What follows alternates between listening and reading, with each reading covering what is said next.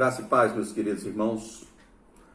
Estamos iniciando mais uma série de estudos da Palavra de Deus para o trimestre abril, maio e junho. E nessa oportunidade estudaremos a carta de Paulo aos Efésios, a igreja de Éfeso, que estava ali na Ásia Menor. O texto da lição encontra-se em Efésios, capítulo 1, versículo 1 e 2. Eu vou ler para você esse texto que diz: Paulo, apóstolo de Jesus Cristo, pela vontade de Deus, aos santos que estão em Éfeso e fiéis em Cristo Jesus. A vós, graça e paz da parte do nosso Pai e do Senhor Jesus Cristo. A característica da saudação paulina à igreja, ela identifica o apóstolo, o escritor, nesse começo, como sendo o apóstolo Paulo. Ele, preocupado com aquela igreja que ele, durante 2 anos, esteve ali ensinando, instruindo e construindo bases espirituais.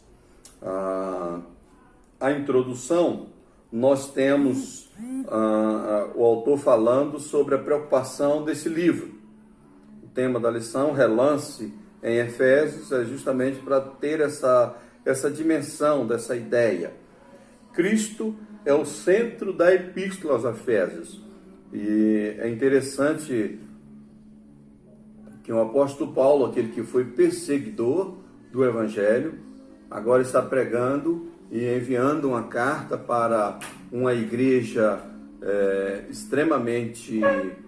em uma cidade extremamente idólatra, uma cidade em que tinha cultos a vários deuses, e ele escreve preocupado com essa idolatria, preocupado com esse pecado, com essa ação ali para instruir a igreja. A epístola, então, tem algumas características. A leitura completa dessa epístola, ela demora pouco tempo, são 6 capítulos apenas, a epístola, do capítulo 1 ao capítulo 6, mas o seu ensinamento é de uma profundidade que requer uma dedicação de cada crente para se ater aos ensinamentos e aos ensinos que é transmitido por meio de uma epístola que visava com que a igreja, que estava em uma cidade pagã, uma cidade voltada para a carnalidade, para a sensualidade, poderíamos dizer promiscuidade, em certo sentido, conduzir a igreja a uma visão espiritual, a uma visão de Deus. E o apóstolo Paulo, então, descreve muito isso neste livro. Então, os 3 primeiros capítulos da carta de Efésios têm um caráter doutrinário, poderíamos dizer teológico, técnico, e os capítulos 4, 5 e 6 têm uma característica da vida pessoal do crente, de caminhar nessa espiritualidade pessoal, no desenvolver a espiritualidade. Então,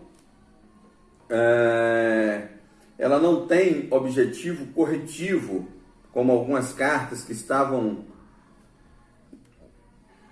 que Paulo escreve, como podemos citar como exemplo aqui a carta de Paulo aos Coríntios, a primeira carta, que é extremamente corretiva. Ela tinha uma preocupação de ensino, de instrução da palavra. Então, ela busca a identidade do crente com Cristo. Então, focar essa questão da identidade. E é muito interessante porque em tempos como os nossos, em que temos milhares, milhões e milhões de pessoas no mundo, em especial no nosso país, no Brasil, que se autodenominam evangélicos, cristãos, seguidores de alguma igreja, de alguma igreja. Por outro lado, a conduta cristã, ela está muito distante do que é proposto pela Bíblia Sagrada. Então, aproximar o crente da vida com Cristo, aproximar o crente da identidade com o Senhor Jesus. A verdade central é a graça de Deus. Graça de Deus, graça é dom imerecido.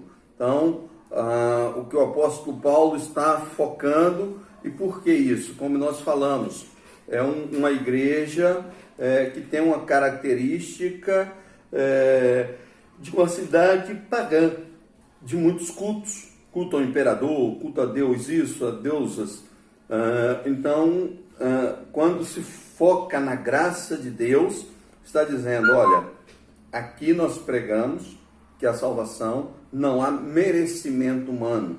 E a igreja atual, bíblica, ela deve focar nessa ideia de que a salvação não tem merecimento, é obra divina, é obra de Deus. E aí o capítulo 1, logo no começo, no capítulo 2, Paulo já descreve claramente, pela graça sois salvos, mediante a fé, isso não vem de vós, é dom de Deus, não vem de obras, para que ninguém se glorie. Esse texto nós debruçaremos sobre ele em ensinos futuros, que estão aqui na nossa lição. Bom, a lição ela é dividida em 3 tópicos: o escritor da epístola, os destinatários e a igreja e a história da igreja de Éfeso. Primeiro ponto, o escritor. E aí, como nós falamos no primeiro verso, o apóstolo identifica-se como sendo o autor. Então, Paulo, apóstolo de Jesus Cristo pela vontade de Deus. Então, Paulo já vai tratando a soberania de Deus. Ele é apóstolo pela vontade de Deus. Então, ele não é apóstolo por imposição, por desejo pessoal, por uma necessidade do cristianismo. Não, pela vontade de Deus. Infelizmente, vivemos um tempo em que eu diria que muitos estão idolatrando pastores, idolatrando líderes religiosos e esquecemos, muitas vezes, quando aceitamos esse tipo de idolatria, que a ideia central é de que nós devemos estar voltados para a palavra de Deus. Paulo, ele era um fariseu.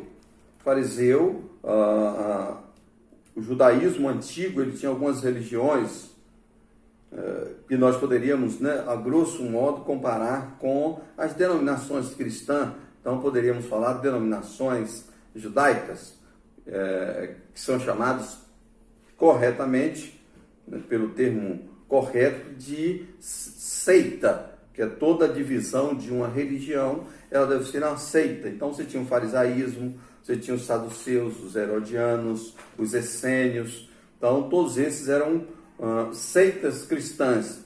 E ele, antes de se converter, teve uma experiência com o farisaísmo. Era um judeu ortodoxo, dedicado, esforçado à palavra, à lei, ao Torá. E ele se converte, está registrada a conversão do apóstolo no capítulo 9 de Atos. E aí ele agora diz: eu sou chamado pela vontade de Deus. Então, isso é muito interessante.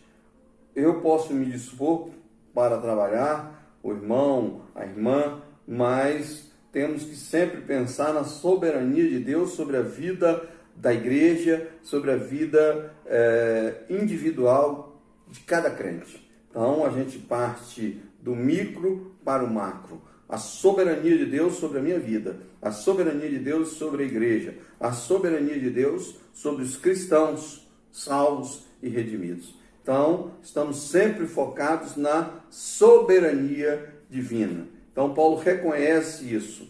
A conversão e ministério de Paulo foram resultado da graça de Deus. Então, como já falamos rapidamente, graça é dom imerecido. Então, o apóstolo Paulo ele não se converteu porque ele chegou num certo momento e disse assim, olha, o farisaísmo é errado e eu preciso caminhar numa visão cristã, numa visão de Jesus Cristo, desse que eu estou perseguindo, que a vida dele é correta, o testemunho dele é correto, os apóstolos estão dando testemunho. Não. A graça de Deus foi maior do que qualquer coisa. Às vezes você, nós fomos influenciados por alguém no cristianismo que a sua vida, a sua conduta contribuiu de alguma maneira para que nós crescêssemos em Jesus Cristo como Senhor e Salvador.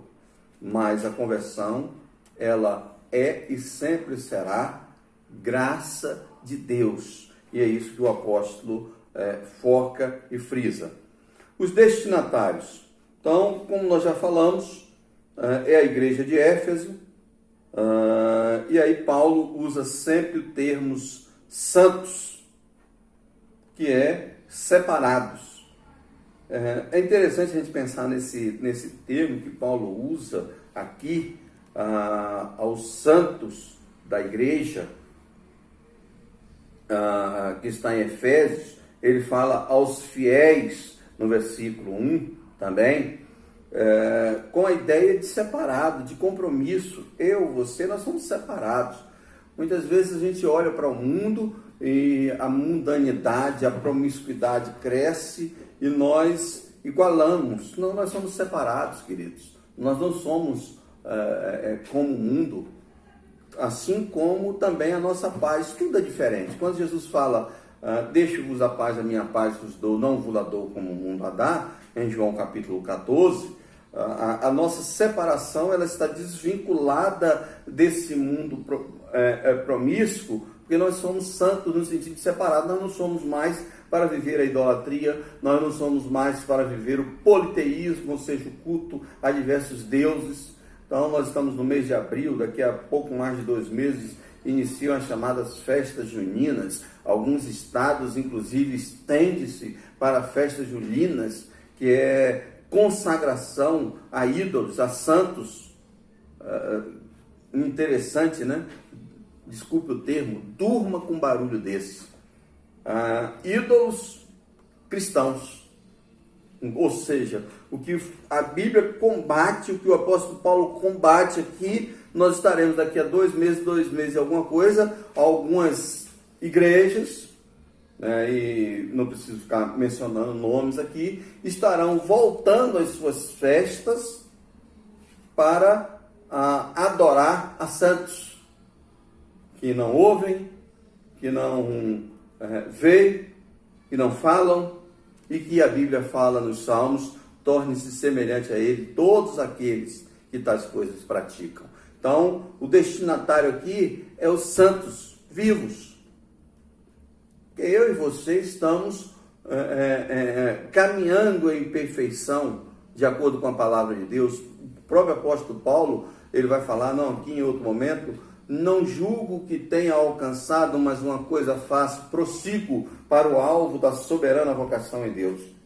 Assim eu e você temos que caminhar. Não devemos julgar que temos alcançado alguma coisa, mas nós prosseguimos para alcançar o alvo da soberana vocação em Cristo Jesus, que é a vida íntegra e correta e santa e pura diante de Deus.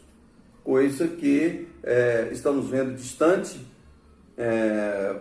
no cristianismo atual, mas que Paulo prega e foca para que a igreja aos Efésios esteja atento. Então, ser separado, ser exclusivo de Deus. Nós temos neste tópico 2 partes em negrito, são 2 parágrafos. O primeiro, os crentes de Éfeso vivem no meio de uma sociedade extremamente pagã. Como é difícil nós não absorvermos algumas coisas do paganismo. E isso é muito perigoso. Nos manter fiel, porque o paganismo ele vem nos rodeando e muitas vezes nós flexibilizamos aquilo que é inflexível, que é a doutrina. Eu tenho o hábito de dizer que o que não é doutrina é perfeitamente possível de se flexibilizar. Costumes, práticas. Então, quando eu chego aqui agora, estou lecionando, ensinando diante de uma câmera de um celular. Eu estou flexibilizando devido ao momento social que nós estamos vivendo. Mas não estou deixando de ensinar a doutrina e a palavra de Deus. Então, a forma pessoal, presencial, como se fazia, como nós fazemos, se Deus permitir, voltaremos em breve, nós estamos tendo essa oportunidade. Então, estamos flexibilizando a forma do ensino. Agora, a doutrina, eu posso flexibilizar? Não. A doutrina não se flexibiliza. A doutrina, ela tem que permanecer o ensino da palavra de Deus como é. Então, os crentes estavam ali no meio de uma cidade pagã, promíscua, com diversos cultos a deuses, como já falei, mas Paulo estava reforçando, mostrando à igreja, olha, o ensino que vocês devem ter é isso. Meu amado, como é importante nós como igreja sabermos o que a gente tem ensinado e saber a palavra que temos pregado, para que a gente não pregue palavras totalmente distorcidas. Eu prego de uma forma, o outro prega de outra. Não, isso aqui é flexível. Não, a doutrina não é flexibilizada. E eu fico triste porque muitas vezes a gente vai falar de doutrina com crentes, ou pregar, e não, isso é doutrina. E aí começa a misturar doutrina com costumes. E, como eu falei, costumes é flexibilizado, doutrina não se flexibiliza, porque doutrina é a sã doutrina, ou seja, ela é santa e ela cura a alma. A hora que nós flexibilizamos, ela perde o poder curador da palavra. É como um medicamento que ele tenha parcialmente a sua fórmula. Então, hoje em dia, nós utilizamos muito medicamentos chamados genéricos. E o que é um medicamento genérico? O medicamento genérico, ele é da mesma substância, ele tem a mesma fórmula do remédio de marca. Se ele não for, ele não fará o mesmo efeito. Se muda alguma substância ali, ele não vai ter o mesmo propósito, porque houve uma mudança. Então, ele só terá valor, será aprovado, se tiver a mesma substância química medicamentosa para o nosso organismo.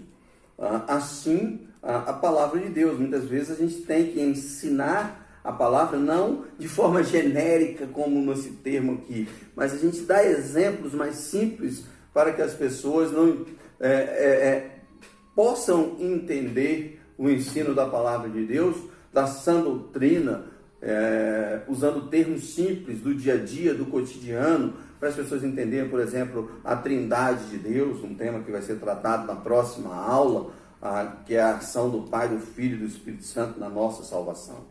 Ok, querido? Então, os crentes de Éfeso viviam diante daquele paganismo. Paulo escreveu aos crentes de Éfeso. Então, o ser separado, ser santo, é o que Paulo escreve. Queridos, eu não posso olhar para a sociedade e dizer que todo mundo faz isso. Porque se a gente for nos compararmos com a sociedade ímpia, pagã, a gente se perde. Você que é jovem, que está recebendo esse ensinamento aqui, vai dizer, puxa vida, eu não tenho relação sexual com meu namorado porque eu estou na igreja, mas meus amigos na faculdade têm. Ele é pagão. Ele não tem a palavra de Deus. Aí você que é casado, homem ou mulher, diz assim, a minha amiga tem um relacionamento extraconjugal, por que eu não posso ter? O meu amigo tem um relacionamento extraconjugal, por que eu não posso ter? Porque você é diferente, você é santo, você é separado. Então, Paulo escreve aos salvos aqui, não é para os perdidos. Então, eu não posso comparar a minha vida com a do ímpio. E é interessante que quando essa carta que Paulo escreve aqui, Paulo declara 36 vezes nesta epístola que eles estão em Cristo. Em Cristo. Amados, como isso é importante? Está em Cristo. Tem entendimento do que está em Cristo. Do que está em Jesus. Então eu não posso estar em Cristo e estar da mesma maneira. Ou alguma coisa está errada. Ou eu não estou em Cristo, ou Cristo não está fazendo o efeito que deve fazer. Eu vou dar um exemplo com limpeza. Se você pega um produto de limpeza que tem como objetivo, por exemplo, pegar roupas brancas e clarear, trazer o branco de volta, a roupa está encartida, e após o tempo determinado pelo produto, está de molho, você tira aquele produto e ele continua, e a sua camisa, a sua roupa continua do mesmo jeito, o produto não fez efeito. Querido, eu e você estamos em Cristo. Você está em Cristo, aí podemos pegar a palavra de Paulo aos Coríntios, nós somos nova criatura, as coisas velhas já passaram, eis que tudo se fez novo. A palavra do Senhor nos fala que nós nos tornamos pelo sangue de Cristo mais branco que a neve. Por isso, propositalmente, eu fiz um link com aquela questão da limpeza. O que encarde a roupa é a poeira, é a sujeira, é a lama, graxa e etc, etc. O que encarde a nossa vida é o pecado. E o sangue de Cristo tem como propósito desencardir, limpar, purificar. Então, se você está em Cristo, conforme a proposta da epístola, mas você não está vivendo essa limpeza, alguma coisa está errada. Ou Cristo não está fazendo efeito, ou você não está em Cristo. E eu fico com a segunda opção, talvez você não esteja em Cristo. Então, a vida em Cristo propõe e requer uma atitude de cada um de nós. Por fim, o terceiro tópico, a história da igreja de Éfeso. A igreja de Éfeso teve seu início na segunda viagem missionária de Paulo. Está registrado no capítulo 18 de Atos. Então, Paulo decidiu permanecer com os crentes de Éfeso mais 2 anos. Então, durante 2 anos, Paulo ficou ali em Éfeso. E é muito importante a gente pensar que aqueles 2 anos que Paulo ficou ali em Éfeso, ele trouxe ensino, ele fez discipulado, ele pregou contra o paganismo, ele pregou contra a idolatria, para que a igreja que estava ali na Ásia pudesse de fato viver intensamente esse amor. Queridos, são exemplos que nós temos que pegar das Escrituras. É interessante que nós temos o privilégio de termos a Bíblia, esse livro aqui, que é um livro amplo, com ensinos diversos, a diversas igrejas, com diversos ensinos, com diversos problemas diferentes, mas que se adaptam ou se adequam a problemas de igrejas que estavam aqui nessa época, para que as nossas igrejas não vivam mais como igrejas erradas, porque não temos mais o apóstolo Paulo para corrigir, não temos mais Pedro para corrigir, das chamadas epístolas gerais de Pedro, Tiago, João. Então, nós temos esse glossário, esse livro, que é a palavra de Deus, que deve surtir um efeito contra toda essa doutrina mentirosa que se espalha por aí. E quando eu falo doutrina mentirosa, é porque, infelizmente, muitos ensinamentos errados se tornaram doutrinas, e doutrinas erradas. Aqueles 2 anos que Paulo ficou ali em Éfeso, nos traz registro de que ele trouxe, entre aspas, uma perturbação enorme. Por quê? Porque a igreja a cidade estava acostumada à idolatria, ao paganismo, à sensualidade, e Paulo vai pregar contra todo o erro, todo o engano, todo o ensino do inimigo. É muito interessante porque não foi o apóstolo Paulo, mas foi os outros apóstolos, quando chegam numa cidade, disseram o seguinte: aqueles que perturbam chegaram até nós. E a gente pode usar esse termo aqui como um elogio para a igreja. Perturbar no sentido de trazer um ensino que traga confronto. A igreja tem que confrontar os ensinos errados para levar o povo ao ensino certo. Certamente, quando a gente traz algum tipo de perturbação, é porque o nosso ensino está levando as pessoas à reflexão do que está sendo vivido, seja por anos, décadas, séculos ou até milênios. E isso é importante. Isso é muito importante. Que a gente traga o bom ensinamento para a palavra de Deus ter o resultado curador que é proposto.